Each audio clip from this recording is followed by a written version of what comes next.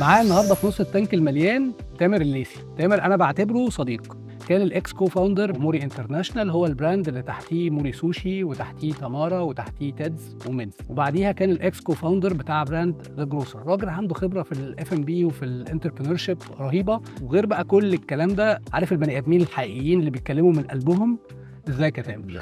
يا محمود عامل ايه يا حبيبي؟ اخبارك ايه؟ كله زي كل الفل. عام مود سيو. تامر خلينا نبتدي. دايما الحياه بتاعت الانتربرينور الناس بتبص على اللقطات بتاعتها اللي هي بتبقى فيها نجاحات، والراجل ده متصور بقى على لينكد ان. تفتح لينكد ان تلاقي الناس كلها واخده بادجات ايوه. وميداليات، لكن ما بتبقاش واخده بالها من الصعوبات والفيليرز اللي هي بتقابلنا. انا عايز من تامر الليثي قصه حصريه من القلب على تحدي او فيلير انت قابلته في حياتك، وازاي اثر في طريقه تفكيرك بعد كده. ممكن هاد في فيلرز ان لايف طبعا الحمد لله. اولا احييك ان انت اصلا قدرت تقول الجمله دي. لا طبعا بس طبعا فيلينج اتس بارت اوف ذا جيرني. صح. هي لايف از ابس اند داونز في كل حاجه، بس هي في ناس ايه ساعات ما بتتقبلش الفشل مع الاسف. يعني النهارده وانا لوك ات طبعا دلوقتي بالعكس، يعني من احسن حاجات حصلت لي في حياتي بجد امم. الفيلرز اللي حصلت لي ده.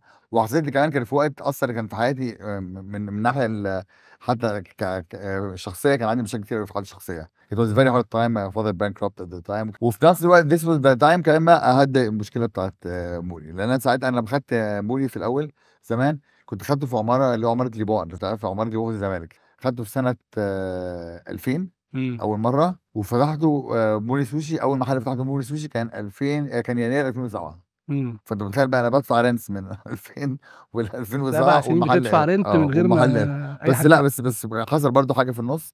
لا انا كنت عامل كونسيبت في الاول اسمه ذا ليفنج روم. امم. ذا ليفنج روم ات واز ماي دريم يعني.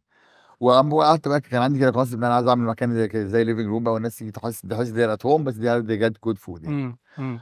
وحصل لي باد اكسبيرينس مع حد دخل معايا ويعني مش هتقول بقى يعني عمل خد محلات مني، خد مني المحل ده يعني. كل الناس تقول لي سيب المحل، واللي بقى يقول لك بقى يا عم انت معمول لك عمل، واللي لا المحل مش هيفتح وكات ده لوس وانت يا ابني غبي. بص I heard everything. بس طبعا I learned so much طبعا في الوقت ده. امم. واكشلي بجد ده دي يعني ال 6 years دول ممكن يكون اكتر حاجه بجد علمتني في حياتي بجد يعني امم. الحمد لله made me what I يمكن I am النهارده. ال 6 years دول المشكله ان انت مش عارف تبتدي. ان انا مش عارف ابتدي يا صاحبي، عندي مشاكل ان انا ايه فيل باي سيلف. انا عارف. I had اوف. very big problems بجد والله، مش بعمل له فيلم لدرجه ان انا وصلت في الاخر بستلف ان انا ادفع الرنس اخر سنتين. امم. وهو كان معايا اصلا بارتنر هي لافت وفضل يساعدني، هو اللي جدع قوي يعني. امم. هو لما فتحت الحمد لله طبعا I paid him everything يعني.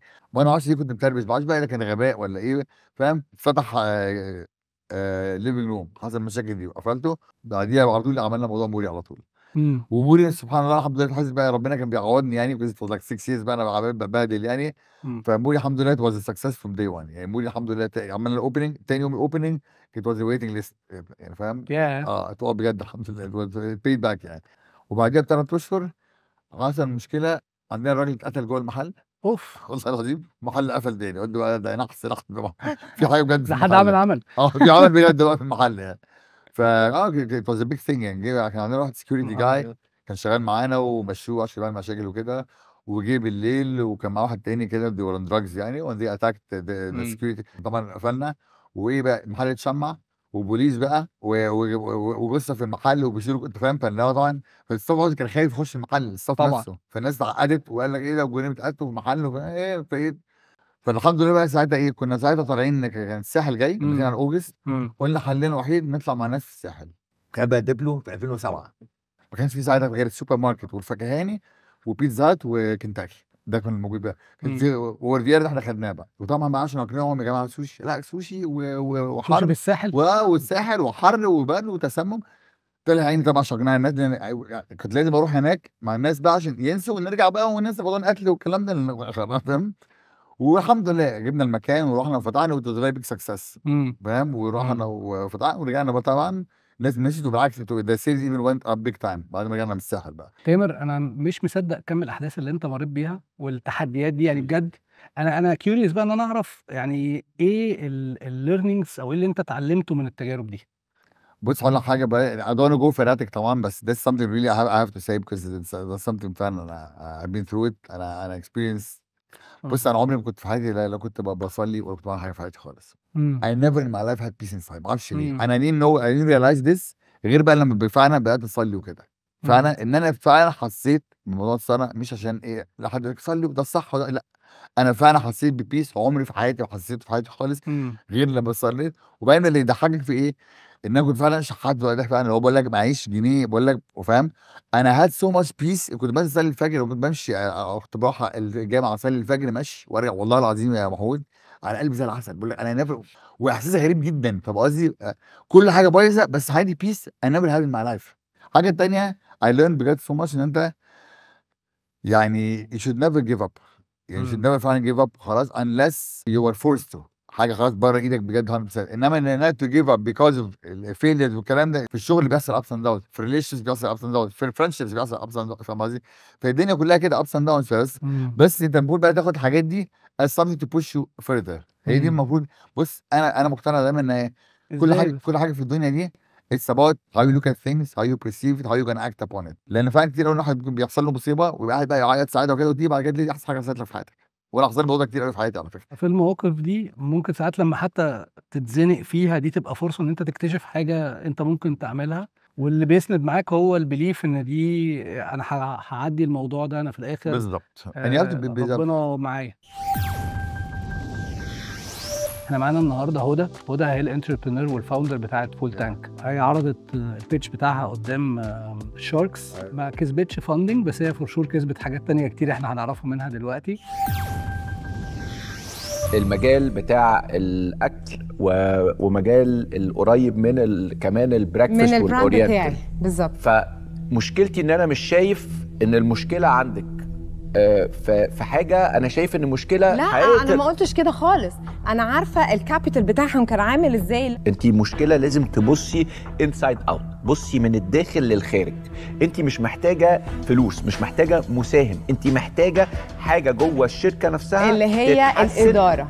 النو هاو دلوقتي هو عندنا. انا هقول لك حاجه برضه عشان بس ما تتعبيش نفسك، عشان أوكي. انا مشيت في كل القصص دي قبل كده. انا برضو كنت فتره من الفترات بقول اصل انا ما كانش معايا فلوس كفايه عشان اجيب اداره عشان تصلح لي. حضرتك اللي هتصلحي المشكله بنفسك. ايوه ما هي عشان بتصلح. انا لما جالي الفلوس بعد كده وجبت الاداره بوظت لي الدنيا. ازيك يا هدى؟ الحمد لله كويسه. منورانا في نص التانك المليان. ثانك يو. انا وتامر النهارده بنتكلم على الجروث مايند سيت. والجروث مايند سيت ببساطه اللي هو الطريقه اللي انت بتتعاملي مع كل تجربه على ان فيها ليرنينج وتاخدي منها الحاجه اللي ممكن تفيدك لقدام. العكس بتاعها هو الفيكس مايند سيت، والفيكس مايند سيت هو الشخص اللي بيبقى دايما شايف ان الحاجه يا عنده يا ما عندوش، مش هيقدر يتطور، مش هيقدر يتعلم. خليني الاول اسالك انت ايه اللي دخلك شارك تانك؟ actually شارك تانك بعتوا لي مسج. I think ان هم عرفونا من السوشيال ميديا بتاعتنا. والصراحه لما جات لي المسج انا ما فكرتش خالص ان انا اخش، بس ماي كازن ياسمين كل شويه كل يوم كانت تكلمني did you apply did you apply did you apply. ففي الاخر هي السبب اللي خلتني اخش بصراحه. لا بس انا لما قلت لي ما فكرتش، يعني فكرت حبيبي ما فكرتش مرتين، انا داخله لا لا لا لا خالص ما فكرتش ان انا اخش اصلا. ليه؟ اولا انا بتكسف جدا. تاني حاجه كنت حاسه ان احنا يعني كنت حاسه الموضوع كبير عليا بصراحه. وطلعت بيها من ايه بقى؟ عدى اسابيع خلاص، انت اكيد يعني ساعتها كان في احساس. ودلوقتي ايه الاحساس؟ بس هي كانت 3 مراحل. المرحله الاولانيه اول ما ابتدينا وازاي احنا كنا متحمسين جدا ان احنا هنخش، بعد ما اكشلي قدمنا وتوافق علينا حصل لنا حاله حماس غير طبيعيه. وبعدين المرحله اللي بعدها بعد ما عملنا البيتش، مهما كان احنا جوه المطبخ وجوه الموضوع، فبتبقى عينك واخده على الحاجه، فلما تيجي تقدمها لحد تاني ويجي حد يقول رايه لا بتحس interesting. فدي كانت فيز تانية خالص. وبعدين الفيز الثالثه اللي هي بقى لما الحلقه اتذاعت ورياكشن بتاع الناس عليها، ده بقى كان قصه تانية خالص. لا يعني بصراحه لما ببص طبعا على البيتش، لا حاسه انا كان ممكن اعملها بطريقه مختلفه شويه. كان الفوكس اكتر على الهيستوري، كنت حاسه ان احنا كنا محتاجين ان احنا تفوكس اكتر على الفيوتشر بلان، ناويين نعمل فيها ايه. فيعني كان عندي الداوتس بتاعتي بس في الحته دي. بس غير كده انا ستيل عجبتني جدا البيتش وعجبتني جدا الحلقه كمان جدا. وحاسه ان هي سمعت مع الناس. يعني النهارده مصر كلها عارفه فول تانك.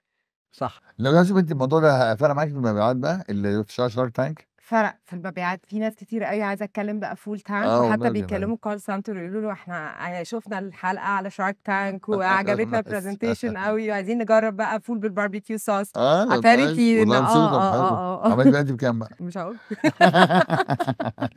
وانا اعرف بقى.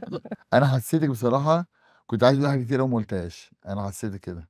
ده حقيقي. اه هم كان عندهم اسئله كتيره قوي، وعشان كده هي كانت سخنه شويه، فاهم قصدي؟ وانا عندي حاجات كتيره قوي عايزه اقولها. هما كانوا بيقطعوكي وانتوا بتبقوا بتقطعيهم برضه على فكره. ده حاسس ان انتوا عارفه كل واحد عايز يلحق الوقت، فاهم قصدي؟ كان الموضوع صح. كان انتنس شويه. ده حقيقي. لا فيري ستريتفul situation طبعا. هي الفكره ان انت ما بيبقاش قصدك انك تقاطع، هو انت اللي قدامك بيبقى سريع في حاجه، فانت محتاج انك تبقى في نفس البيس بتاعه. هو الفكره ان هو بيبقى فاكر انا فاهم انت هتقولي ايه، اسمعي بقى للاخر وانا فاهمه انت هتقولي، فاسمع بقى للاخر. ففي كده communication gaps ايوه شويه. صح. هي دي عشان السيت اب والليميتد تايم، فكل واحد عايز يلحق يبروف هيز بوينت، فبتاخد بس الحته دي. هي برضه حسين، انا شفت هم كانوا مركزين معاها قوي في حته انها بقى 10 سنين وكده. كليرنينج كيرف 10 سنين ده في عرف البيزنس بالنسبه لك ايه، قليل ولا كتير؟ بص، هو انا بصراحه يعني عايز اقول ان الفول والطعميه كمان غير اي حاجه تانية. ليه بقى؟ انت اي حاجه تانية مثلا برجرز، سوشي، حاجات كلها بتتعمل بالبورشن زي ما الكتاب قال. يعني كنت بعمل سنتر كيتشن بيبعت بورشن ايه 13 جرام 12 جرام 50 جرام وات ايفر، كل حاجه بتتعمل. انما الفول مش تعمله كده، هتقعد بقى كاس فول مش فاهم. هي بتبقى كلها ايه ليها دعوه بايد الراجل اللي واقف بيعمل البتاع، فاهم قصدي؟ عشان تلاقي دايما محلات فول تلاقي ايه ابن صاحب المحل موجود او صاحب المحل ايده عينه على الراجل، ايه بتلاقيه قاعد كده عينه على الراجل، والراجل بتاع الكاشير والراجل بتاع الفول، وتلاقيه قاعد هو في النص. والله مش بهزر، لان ما فيهاش قص قوي زي ما مش عاوز تحس قوي، غير ما برضه الناس تكون انت هناك، لان برضه ليها دعوه بقى بايد الراجل اللي بتحطه، فاهم؟ This is one of the things that we struggled فيها طبعا، ان احنا كوست نحدد الكوست طبعا. بتاع الساندوتش عامل ازاي، ده اخد وقت طب شويه. نجيب واحد بس ايده تقيله شويه هكسرك. لو ايده تقيله شويه الراجل هو بيحط الساندوتش بالظبط. لما رجعت الشركه تاني بعد البيتش، اول ميتنج قعدتوا فيه كده وات واز اون ذا تيبل؟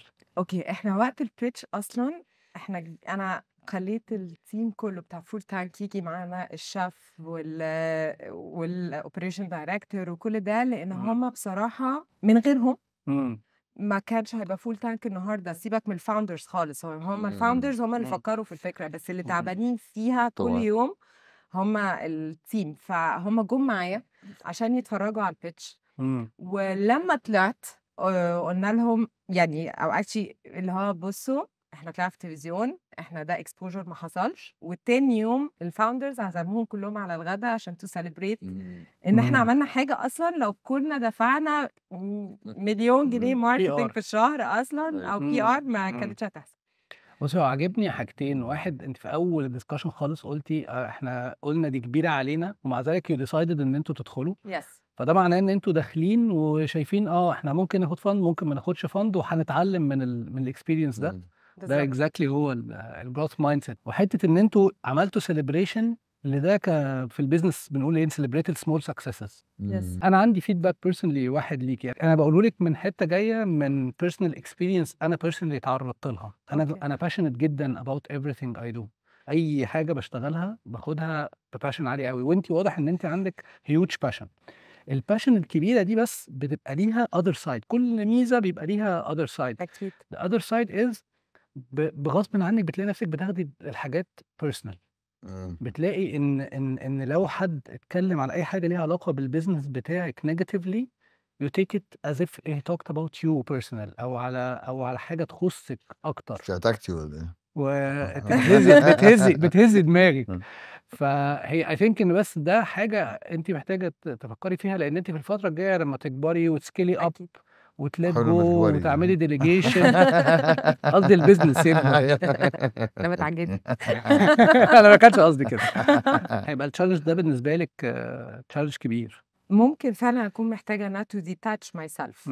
اكيد اللي حصل في شارك تانك كمان، خلي بالك احنا على التلفزيون ومش عايزه حد to degrade البيزنس. ايوه. وانا بفكر ان التيم برضو قاعد، فمش عايزاه يحبط. فاهم which is طبعا بس لازم طبعا اشتغل على نفسي في الحته دي، ده 100%. ده اكيد يعني. تامر هدى is expanding، واضح ان هي هتكبر البيزنس. ايه الحاجات اللي تاخد بالها منها الواتش اوتس يعني كده زي ما اوكي بيقولوا وانت بتعمل سكيلينج للبيزنس بتاعك؟ بليز. اوكي ده انت عندك سنترال كيتشن؟ عندي واحد في اه رحاب اه وفي الدقي. انت عشان تو ديليفر لازم تبقى حته فاهم. قريبه علشان الاكل ما صح يبردش. صح فاهم. فاهم قصدي؟ هي اوكي دي اوكي فكره ايوه فاهم. الدليفري. بص طبعا اول حاجه اقولها يعني حاضر انصحك بيها حسب انت هتكسباندي في ايه. هتكسباندي في محلات. ها هقول لك اعملي محل اقعدي بيرفكتد موف اللي بعديها. فاهمين ان انا لما اجي افتح المحل بعديه ابقى متاكده ان انا خلاص خدي في المحل بروفيت وكل وافتحيه حاجه. وافتحيه وستيبل خلاص. فاهم قصدي؟ 100 ستيبل 100% من terms of revenue consistency deliverables طالعه الانز والاوتس بتاعت المحل كل حاجه. ده بقى خد المحل طب بعدين. what do you do when you have مثلا target معينه انت لازم توصل لها؟ ايه التارجت؟ ان انا لازم ابقى عندي 4 فروع مين في بيعمل يعمل التارجت؟ investors. بس هي ايه ردها بقى على الانفسترز اللي حاطط لها ده اه كتارجت؟ مش المفروض تتفق على ديل زي ده. ما ينفعش مم. نعزله ده ممكن يلبسك يعني ممكن وانت هتلبسيه في الاخر بقول هيخسر في الاخر. الشغلانه اصلا متعبه. فاهم قصدي؟ مم. فلو مش معاك سيستم 100 وكل حاجه بيرفكت 100 حتى والموضوع لو فلت منك بالذات هي في حته فيري فاهم حته فول وكده دي فاهم. طب ممكن بقى انا عندي سؤال فظيع بقى في الحته دي. طب when بقى انا هعرف الانديكيشن ان انا ما ينفعش اكمل اكتر من كده؟ لما في المحل اه لا لو بدأ بقالي مثلا شهر مفتوحه مثلا وشايف المحل بس شهر مش قليل. بصي بصراحة أنا بشوف شهر ده it is enough indicator يبان محلات هيشتغل مش أصل. لو ما كانش في الكلام ده زمان كنت أقول لك يا عم بيبان من أول أسبوع ولا حاجة. مم. يعني دلوقتي خلاص حتى لو الموضوع ما فتحش بتعرف تخش عندك سكند ستيج تخش مع الناس دي وتشوف الدليفري هتشتغل ازاي وتشتغل. فاهم قصدي؟ مم. عملت بقى الكلام ده دخلت اجريجيتد والكلام ده وناس كتير هتجرب بس ناس جربت وعملت اللي هو الهاني مون بيريد دي. فاهم قصدي؟ يس وبعدين لقيت بعد كده الموضوع مش مكمل او اللوز خلاص داون خلاص حلو هاني ممكن اللي هي اول لما بتفتح أول ويجي لك كل حد مردود excited. بوزيتيف كله وكل قاعد الناس كله تقول قاعد لك كله تحفه. قاعد فاهم؟ مم. ودي اهم وقت. وده انا بستغرب ناس كتير قوي تلاقيه مثلا بيعمل اوبننج هو مش موجود في الاوبننج اصلا. والله العظيم مش بهزر. الاوضه اصلا بعد ما المديرين بقى خلاص هو بقى عمل اوبننج كده اللي هو عمل كل حاجه وجيت في اهم يوم مش ما جاش. فاهم قصدي؟ مم. was very very very very important. كنا في موري كان كل محل كنت بفتحه كنت لازم اعمل له اوبننج. اي مم. محل هنفتحه لازم اعمل له اوبننج ذا هول داي فري فود ذا هول داي مم. لازم. مم. فاهم قصدي؟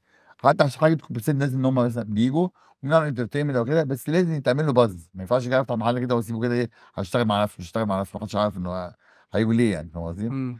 اتس فيري امبورتنت بقى انك تعمل باز لحاجه بتعمليها. طب كل عشان محل عملته اوبننج كل محل كانوا فتحنا تقريبا كام واحد؟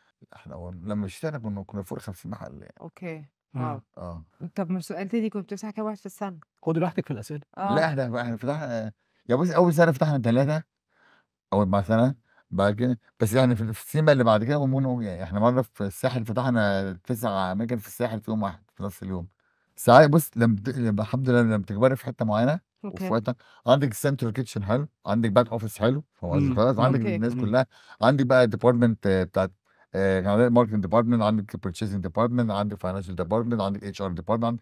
if you have the right setup you اوكي can do anything. السيشن دي تحفه. انا شخصيا يعني واحد مش من الاف ام بي اتعلمت حاجات كتيره منكم.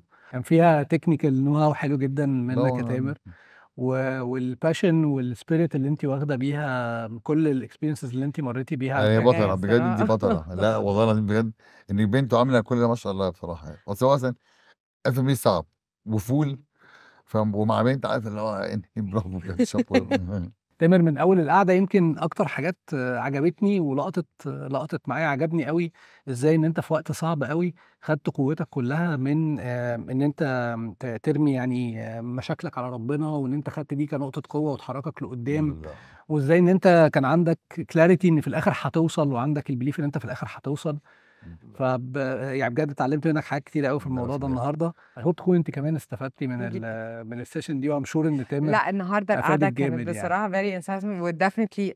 هو بص انا محتاجه بس اقول حاجه ان تامر انا هطلع عينك الفتره الجايه انت فاهم ولا لا؟ يعني مش هتخلص مني خالص. اسمها بلازر حبيبتي عارفه والله.